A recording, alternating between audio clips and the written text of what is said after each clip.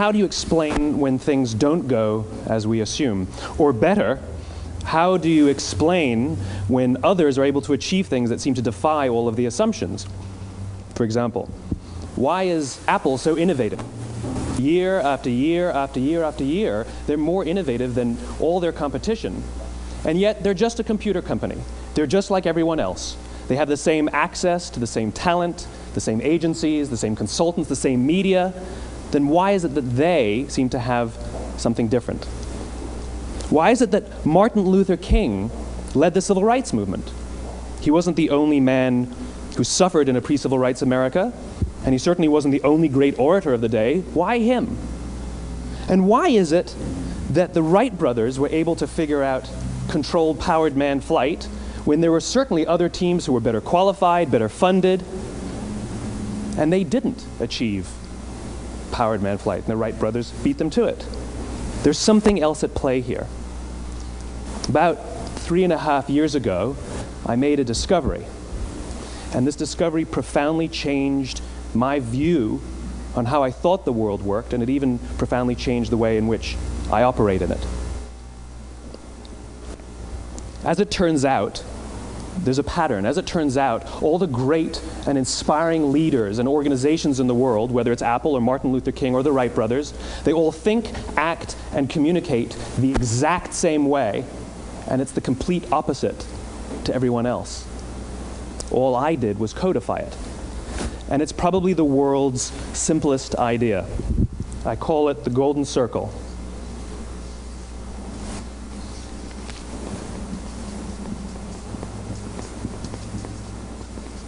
Why, how, what?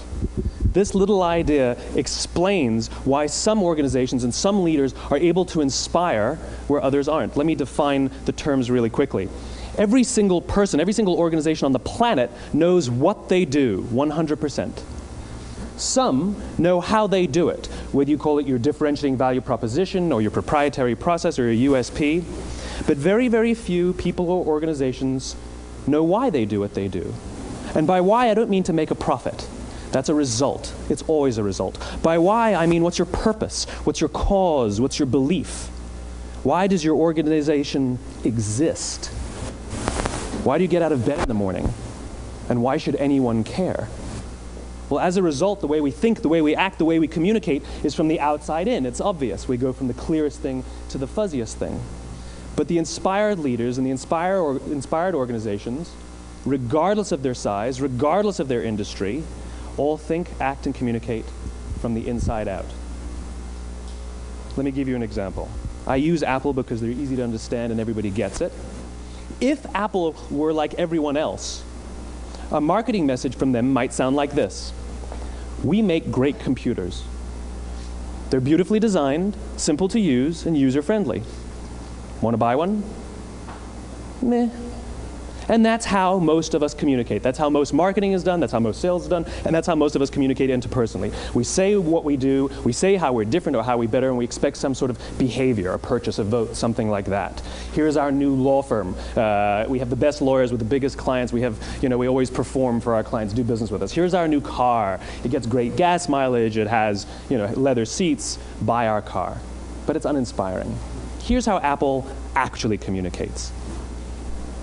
Everything we do, we believe in challenging the status quo. We believe in thinking differently. The way we challenge the status quo is by making our products beautifully designed, simple to use, and user-friendly. We just happen to make great computers. Want to buy one? Totally different, right? You're ready to buy a computer from me. All I did was reverse the order of the information. What it proves to us is that people don't buy what you do, people buy why you do it. People don't buy what you do, they buy why you do it. This explains why every single person in this room is perfectly comfortable buying a computer from Apple. But we're also perfectly comfortable buying an MP3 player from Apple, or a phone from Apple, or a DVR from Apple. But as I said before, Apple's just a computer company. There's nothing that distinguishes them structurally from any of their competitors. Their competitors are all equally qualified to make all of these products. In fact, they tried. A few years ago, Gateway came out with flat-screen TVs. They're eminently qualified to make flat-screen TVs. They've been making flat-screen monitors for years. Nobody bought one.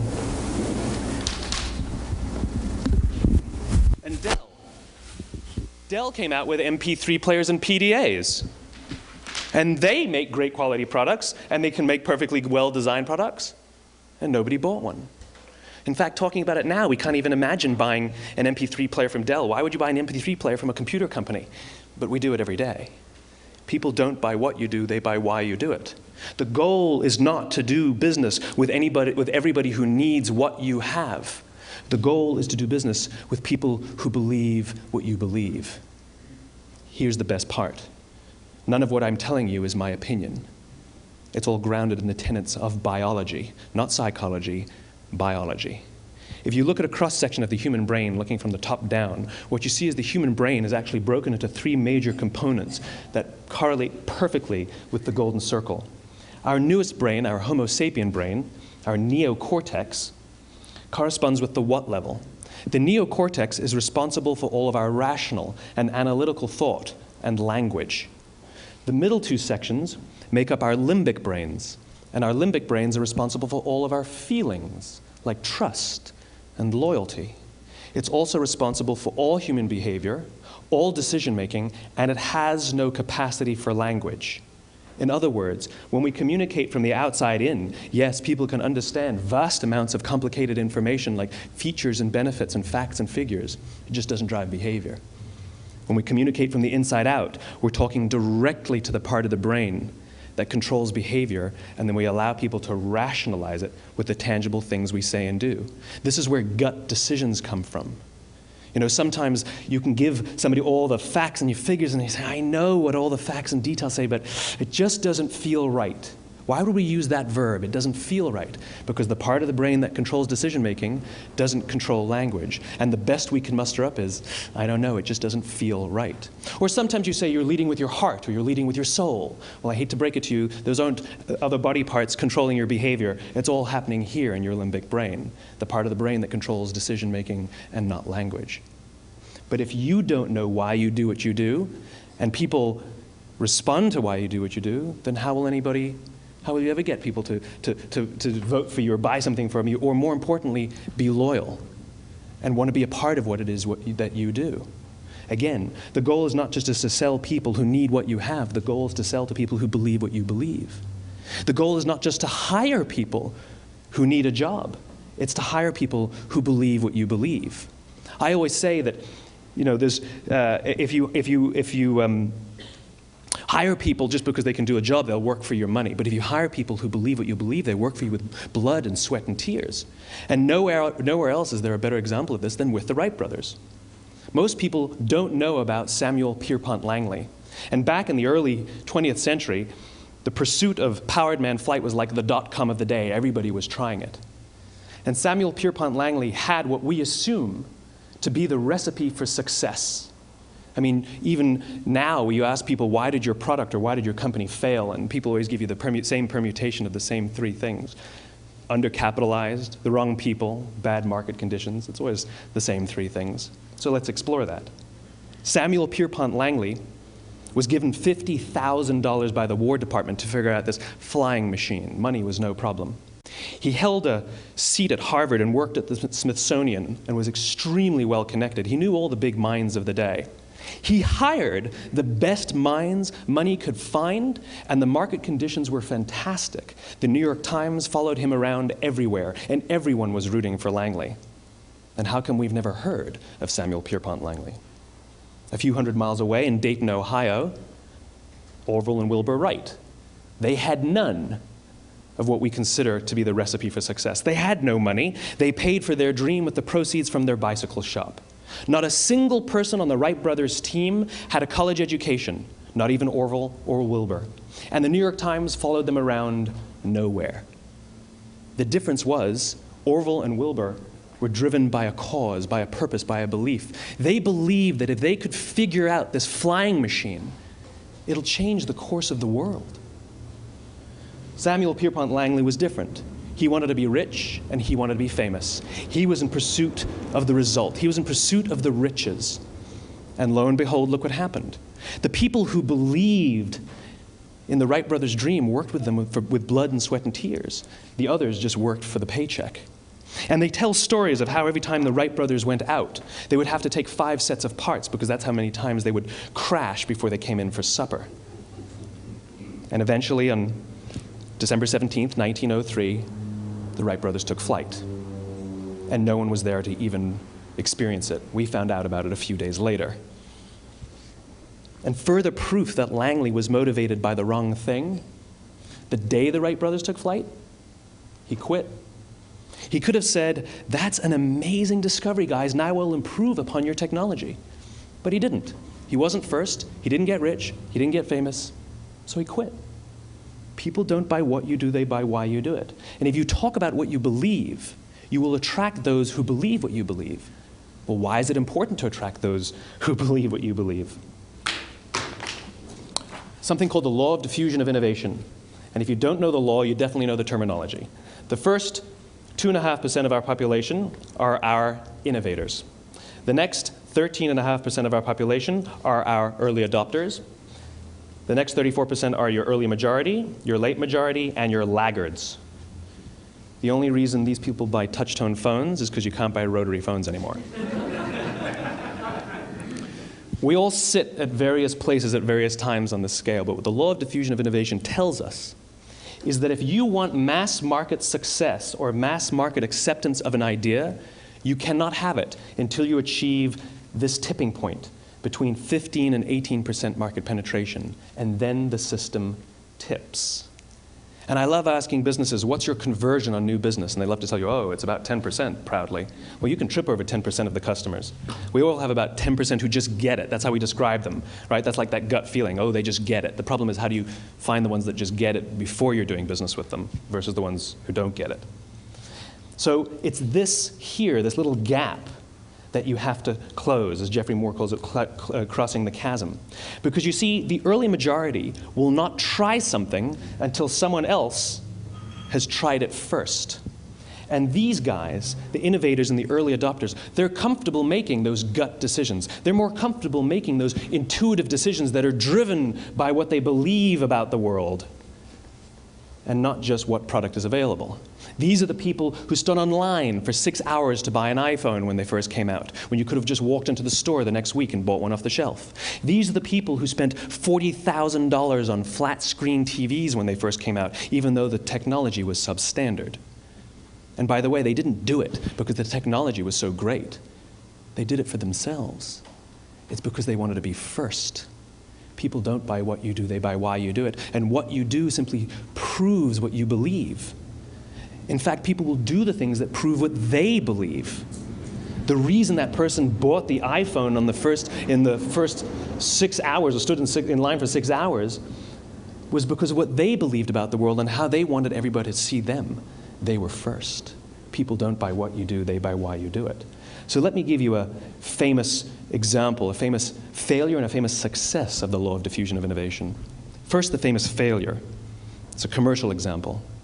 As we said before a second ago, the recipe for success is money and the right people and the right marketing conditions, right? You should have success then. Look at TiVo. From the time TiVo came out about 8 or 9 years ago to this current day, they are the single highest quality product on the market. Hands down, there is no dispute.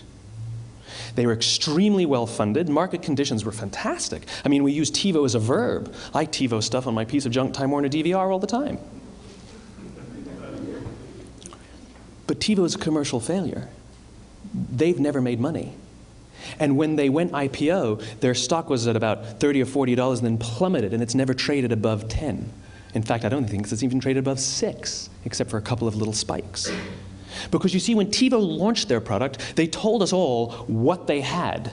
They said, we have a product that pauses live TV, skips commercials, rewinds live TV, and memorizes your viewing habits without you even asking. And the cynical majority said, we don't believe you, we don't need it, we don't like it, you're scaring us. What if they had said, if you're the kind of person who likes to have total control over every aspect of your life, boy, do we have a product for you. It pauses live TV, skips commercials, memorizes your viewing habits, etc., etc. People don't buy what you do, they buy why you do it, and what you do simply serves as the proof of what you believe. Now let me give you a successful example of the law of diffusion of innovation. In the summer of 1963, 250,000 people showed up on the Mall in Washington to hear Dr. King speak. They sent out no invitations, and there was no website to check the date. How do you do that? Well, Dr. King wasn't the only man in America who was a great orator. He wasn't the only man in America who suffered in a pre-civil rights America. In fact, some of his ideas were bad. But he had a gift. He didn't go around telling people what needed to change in America. He went around and told people what he believed. I believe, I believe, I believe, he told people. And people who believed what he believed took his cause and they made it their own, and they told people. And some of those people created structures to get the word out to even more people. And lo and behold, 250,000 people showed up on the right day, on the right time to hear him speak. How many of them showed up for him? 0. They showed up for themselves. It's what they believed about America that got them to travel on a bus for 8 hours to stand in the sun in Washington in the middle of August. It's what they believed, and it wasn't about black versus white. 25% of the audience was white. Dr. King believed that there are 2 types of laws in this world, those that are made by a higher authority and those that are made by man.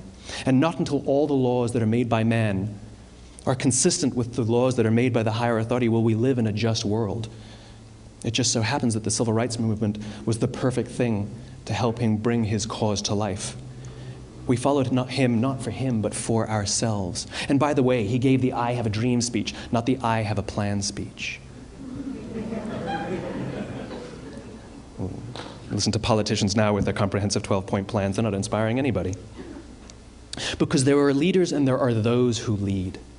Leaders hold a position of power or authority, but those who lead inspire us. Whether they're individuals or organizations, we follow those who lead, not because we have to, but because we want to. We follow those who lead, not for them, but for ourselves. And it's those who start with why that have the ability to inspire those around them or find others who inspire them. Thank you very much.